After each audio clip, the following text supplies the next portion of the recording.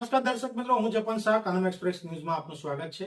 જોઈએ આજના મુખ્ય અને મહત્વના સમાચાર. ઓસગામ નજીક રેતી ભરેલા ડમ્પરનો અકસ્માત, 2 વ્યક્તિઓ ઈજાગ્રસ્ત. કરજણ તાલુકાના પાલેજ નારેશ્વર રોડ પર આવેલા ઓસગામ નજીક ગત રાત્રે અંદાજે 2 વાગ્યાના સમયે એક રેતી ભરેલા ડમ્પરનો અકસ્માત સર્જાયો હતો. મળતી માહિતી મુજબ ડમ્પર ચાલકે સ્ટીયરિંગ પરથી કાબુ ગુમાવતા વાહન રસ્તા કિનારે આવેલા લીમડાના ઝાડ સાથે અથડાયું હતું.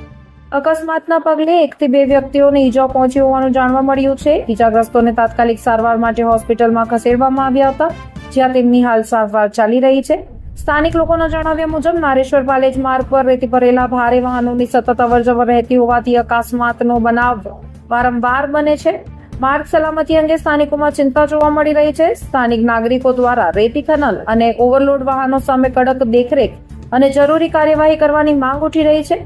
જો કે રેતી ખનન પર પ્રતિબંધ મૂકવા અથવા તેને કાનૂની સ્થિતિનો અંગેનો નિર્ણય સરકાર અને સંબંધિત સત્તાધિકારોના અધિકાર ક્ષેત્રોમાં આવે છે. તેમ છતાં કોઈ પણ કાર્યવાહી થતી નથી. ગ્રામજનો એવી માંગ કરે છે કે માર્ગ સુરક્ષા માટે ઓવરલોડ વાહનોની ચકાસણી, નિયમોનું કડક પાલન અને અસરકારક નિયંત્રણ જરૂરી છે, જેથી ભવિષ્યમાં આવા અકસ્માતો અટકાવી શકાય. રિપોર્ટર મનોજ દરજી, કરજણ.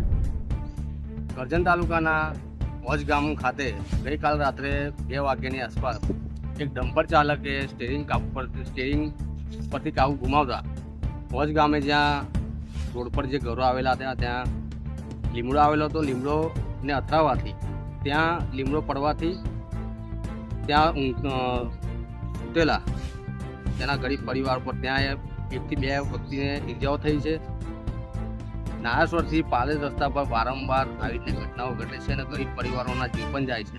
છતાં પણ તંત્ર ઘોર નિંદામાં હોય અને કોઈ એક્શન લેવામાં આવતું નથી એવું દેખાઈ રહ્યું છે. ઘણીવાર જે રસ્તો છે ત્યાં રેતી ભરેલા ઓવરલોડ ડમ્પર્યા જઈ રહ્યા હોય છે, ત્યારે સામાન્ય વર્ગ જેઓ બાઇક લઈને જાય આવીને ગઈકાલે રાત્રે સૂતેલા વ્યક્તિઓ છે, એમની પર ઝાડ પડ્યું છે, એમાંથી 2 વ્યક્તિને ઈજાઓ પણ થઈ છે અને સારવાર અર્થે દવાખાનામાં પણ દાખલ છે.